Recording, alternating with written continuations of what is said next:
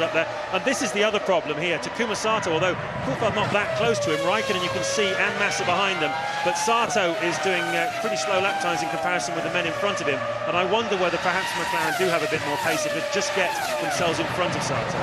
I don't think David's close enough to be worrying Sato too much, and therefore we have Fisichella in the Sauber. But it's interesting to me that Massa is who's in 12th, beginning to hustle Raikkonen and Coulthard, just to demonstrate, I think, that the Bridgestones in these heat conditions and on this track are far, far superior, and that is why the Ferraris are romping away at the front. They've got the best car and the best tyres. On a cool day, the track temperature 26 degrees, the air temperature 19. It's as chilly as it's been throughout this weekend here in Melbourne. It was quite warm earlier in the weekend, very sunny when we arrived here, in fact, midweek. They've been having record temperatures through the late part of the summer here in Australia, over 40 degrees a couple of weeks ago, but no sign of that today, and that is to the great advantage of Ferrari and Bridgestone, whose tyres tend to like the colder weather, and to the disadvantage of Michelin and its partners, Williams, Renault, McLaren and Jaguar and BAR. They tend to perform much better in the hotter climates. We saw Giancarlo Fisichella making a very early pit stop.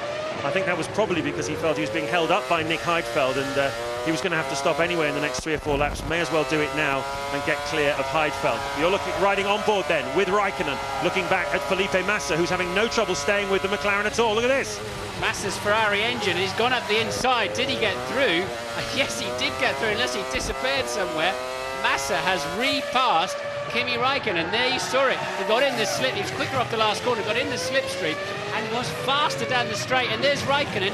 He's got some problem. It looks like the rear locked up. It looks like the engine died because both his rear tyres suddenly locked. And that is why he got passed down the straight that easily, I think.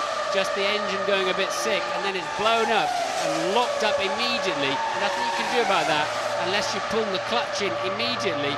But then as soon as the engine stops, the hydraulic pressure fades away and the clutch re-engages anyway. And that is an engine failure for Kimi Raikkonen. Yes, you can see the smoke pouring out of the airbox. And I think the body language of Kimi Raikkonen says it all, as does the body language of Ron Dennis we saw there up on the pit wall.